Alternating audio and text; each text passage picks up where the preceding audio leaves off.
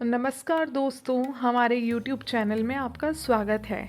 आज हम आपके लिए श्री विष्णु पुराण के चौथे अंश का छठा अध्याय लाए हैं, जहां हम बात करने वाले हैं सोमवंश की, चंद्रमा और बुध और साथ ही पुरूरवा के चरित्र की।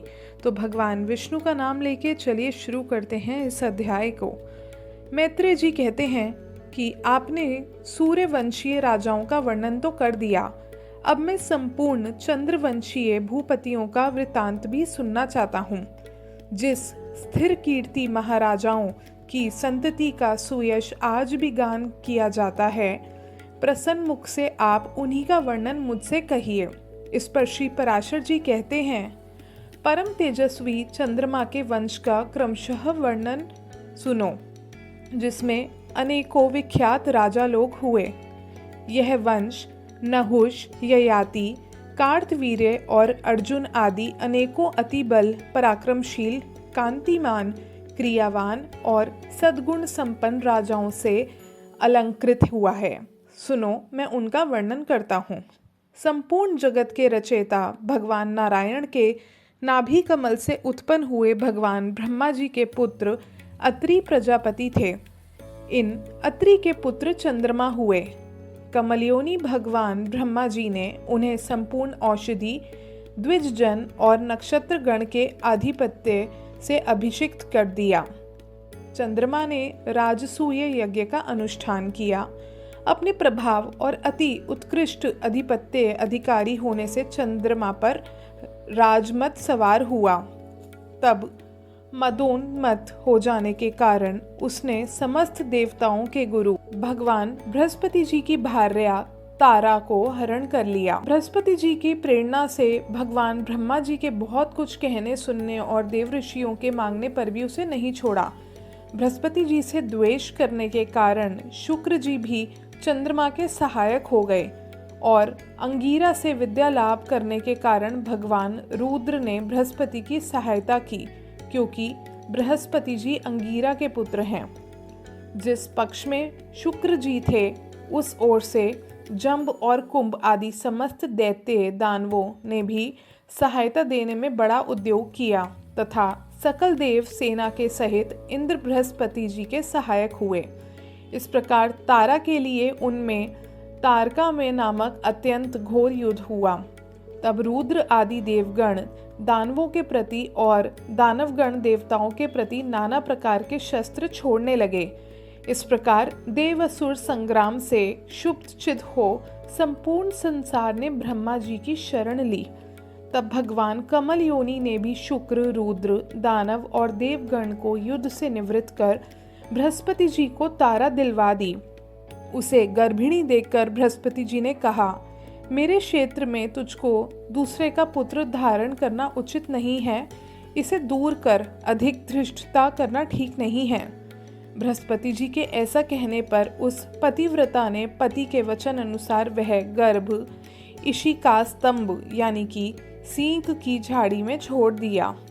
उस छोड़े हुए गर्भ ने अपने तेज से समस्त देवताओं के तेज को मलिन कर दिया। उसके बाद उस बालक की सुंदरता के कारण बृहस्पति और चंद्रमा दोनों को उसे लेने के लिए उत्सुक देख देवताओं ने संदेह हो जाने के कारण तारा से पूछा, तू हमको सच सच बता, यह पुत्र बृहस्पति जी का है या चंद्रमा का? उनके ऐसा कहने पर तारा ने लज्जावश कुछ भी नहीं कहा।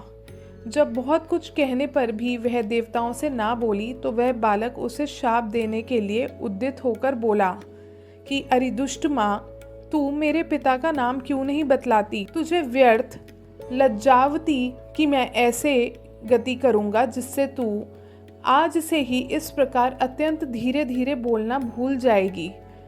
उसके बाद पितामह श्री ब्रह्मा जी ने उस बालक को रोककर तारा से स्वयं ही पूछा, ठीक ठीक बता, ये पुत्र किसका है, बृहस्पति का या चंद्रमा का?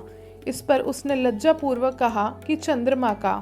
तब तो नक्षत्रपति भगवान चंद्र ने उस बालक को हृदय से लगाकर कहा, बहुत ठीक बेटा, तुम बड़े बुद्धिमान हो, और उनका नाम बुध रख दिया।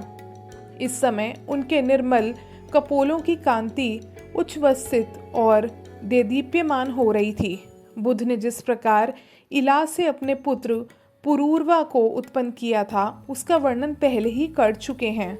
पुरूरवा अति दानशील, अति याज्ञिक और अति तेजस्वी था। मित्रा वरुण के शाप से मुझे मर्त्य लोक में रहना पड़ेगा, ऐसा विचार करते हुए उर्वशी अप्सरा की दृष्टि उस अति सत्यवादी रूप के धनी और मतिमान राजा पुरूरवा पर पड़ी। देखते ही वह संपूर्ण मान तथा स्वर्ग सुख की इच्छा को छोड़कर तन्मय भाव से उसी के पास आई। राजा पुरूरवा का चित्त भी उसे संसार की समस्त स्त्रियों में विशिष्ट तथा कांति, सुकुमारता, सुंदरता, गति विलास और मुस्कान आदि गुणों से युक्त देखकर उसके वशीभूत हो गया। इस प्रकार वे दोनों ही परस्पर तन्मय और अनन्यचित होकर और सब कामों में भूल गए। निदान राजा ने निसंकोच होकर कहा, मैं तुम्हारी इच्छा करता हूँ, तुम प्रसन्न होकर मुझे प्रेम दान दो। राजा के ऐसा कहने पर उर्वशी ने भी लज्जावश स्खलित स्वर में कहा, यदि आप मेरी प्रतिज्ञा को निभा सकें तो अवश्य ही ऐसा हो सकता है। जिस पर राजा कहते हैं कि अच्छा, तुम अपनी प्रतिज्ञा मुझसे कहो। इस प्रकार पूछने पर वह बोली कि मेरे पुत्र रूप इन 2 मेषों यानी भेड़ों को आप कभी मेरी शैया से दूर ना कर सकेंगे। मैं कभी आपको नग्न ना देखने पाऊं और केवल घृत ही मेरा आहार होगा। यही मेरी 3 प्रतिज्ञाएं हैं। तब राजा ने कहा, ऐसा ही होगा। इसके बाद राजा पुरूरवा ने दिन दिन बढ़ते हुए आनंद के साथ कभी अलकापुरी के अंतर्गत चैत्ररथ आदि वनों में और कभी सुंदर पखंडों से युक्त अति रमणीय मानस आदि सरोवरों में विहार करते हुए 60,000 वर्ष बिता दिए। उसके उपभोग सुख से प्रतिदिन अनुराग के बढ़ते रहने से उर्वशी को भी देवलोक में रहने की इच्छा नहीं रही।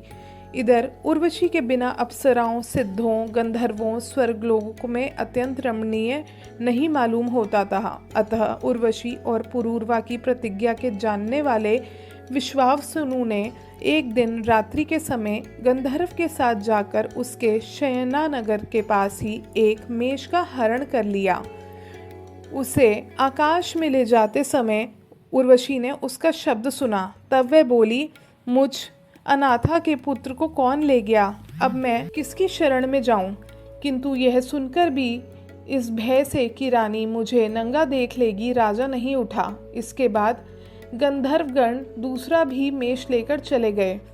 उसे ले जाते समय उसका शब्द भी सुनकर उर्वशी, हाय, मैं अनाथा और भृतहीना हूँ तथा एक कायर के अधीन हो गई हूँ। इस प्रकार कहती हुई वह अर्थ स्वर से विलाप करने लगी। तब राजा यह सोचकर कि इस समय अंधकार है, अतः रानी मुझे नग्न ना देख सकेगी, क्रोध पूर्वक, अरे दुष्ट, तू मारा गया, ये कहते हुए तलवार लेकर पीछे दौड़ा। इसी समय गंधर्वों ने अति उज्ज्वल विद्युत प्रकट कर दी। उसके प्रकाश में राजा को वस्त्रहीन देखकर प्रतिज्ञा टूट जाने से उर्वशी तुरंत ही वहां से चली गई। गंधर्वगण भी उन मेषों को वहीं छोड़कर स्वर्गलोक में चले गए। किंतु जब राजा उन मेषों को लिए हुए अति प्रसन्नचित्त से अपने शयनागार में आया तो वहां उसने उर्वशी को ना देखा। उसे ना देखने से वह उस वस्त्रहीन अवस्था में ही पागल के समान घूमने लगा। घूमते घूमते उसने एक दिन कुरुक्षेत्र के कमल सरोवर में अन्य 4 अप्सराओं के सहित उर्वशी को देखा। उसे देखकर वह उन्मत्त के समान, हे जाए ठहर, अरी हृदय की निष्ठुरे, खड़ी हो जा, अरी कपट रखने वाली, वार्तालाप के लिए तनिक ठहर जा, ऐसे अनेक वचन कहने लगे। उर्वशी बोली, महाराज, इन अज्ञानियों की सी चेष्टाओं से कोई लाभ नहीं। इस समय मैं गर्भवती हूँ। 1 वर्ष उपरांत आप यहीं आ जाएं। उस समय आपके एक पुत्र होगा और एक रात मैं भी आपके साथ रहूंगी। उर्वशी के ऐसा कहने पर राजा पुरूरवा प्रसन्न चित्त से अपने नगर को चला गया। उसके बाद उर्वशी ने अन्य अप्सराओं से कहा, यह वही पुरुष श्रेष्ठ हैं जिनके साथ मैं इतने दिनों तक प्रेम कृष्ट चित्त से भूमंडल में रही थी। इस पर अन्य अप्सराओं ने कहा, वाह, सचमुच इनका रूप बड़ा ही मनोहर है, इनके साथ तो सर्वदा हमारा ही सहवास हो। वर्ष समाप्त होने पर राजा पुरूरवा वहां आए। उस समय उर्वशी उन्हें आयु नामक एक बालक देती है तथा उनके साथ एक रात रहकर 5 पुत्र उत्पन्न करने के लिए गर्भ धारण करती है और कहती है कि हमारे पारस्परिक स्नेह के कारण सकल गंधर्वगण महाराज को वरदान देना चाहते हैं, अतः आप अभिष्ट वर मांगिए। इस पे राजा कहते हैं, मैंने समस्त शत्रुओं को जीत लिया है, मेरी इंद्रियों की सामर्थ्य नष्ट नहीं हुई है, मैं बंधुजन, असंख्य सेना और कोष से भी संपन्न हूँ।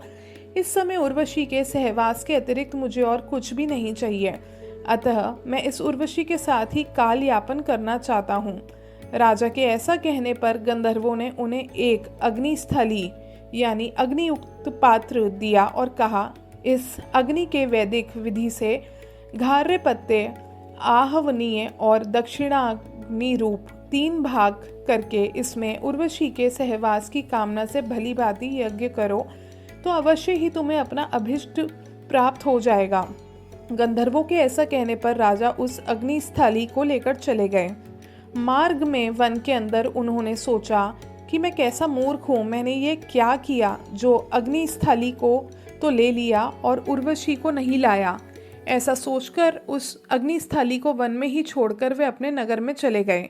आधी रात बीत जाने के बाद निद्रा टूटने पर राजा ने सोचा कि उर्वशी की सन्निधि प्राप्त करने के लिए ही गंधर्वों ने मुझे वह अग्निस्थली दी थी और मैंने उसे वन में ही छोड़ दिया, अतः अब मुझे उसे लाने के लिए जाना चाहिए। ये सोचकर उठकर वे वहां गए, किंतु उन्होंने उस थाली को नहीं देखा।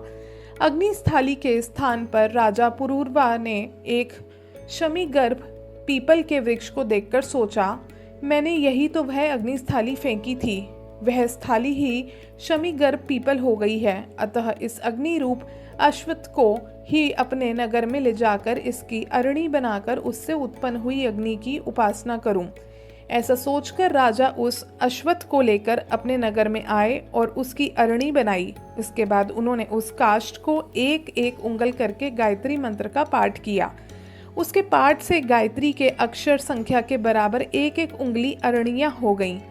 उनके मंथन से 3 प्रकार की अग्नियों को उत्पन्न कर उनमें वैदिक विधि से हवन किया तथा उर्वशी के सहवास रूप फल की इच्छा की। इसके बाद उसी अग्नि से नाना प्रकार के यज्ञों का यजन करते हुए उन्होंने गंधर्वलोक प्राप्त किया और फिर उर्वशी से उनका वियोग नहीं हुआ। पूर्व काल में एक ही अग्नि था, उस एक ही से इस मनवंतर में 3 प्रकार के अग्नियों का प्रचार हुआ। इस प्रकार श्री विष्णु पुराण के 4थे अंश का 6ठा अध्याय समाप्त होता है। अगले यानी 7वें अध्याय में हम जेहनु का गगनापान तथा जमदग्नि और विश्वामित्र की उत्पत्ति का वर्णन करेंगे। धन्यवाद।